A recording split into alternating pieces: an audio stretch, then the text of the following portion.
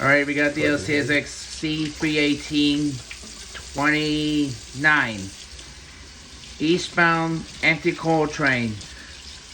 We got the 3 locomotives, 5501, 886 with the fresh paint scheme. The website csx.com and 9 something of that point. So head towards the Grafton Yard on the terminal on Grafton, West Virginia.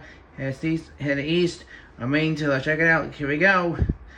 And that's about everything.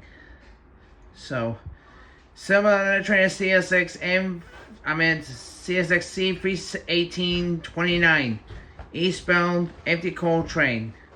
That train originates from the across South Carolina for the power plant unloaded dumping.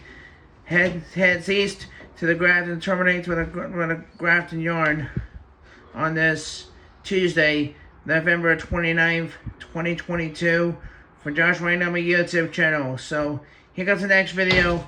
Roll 'em.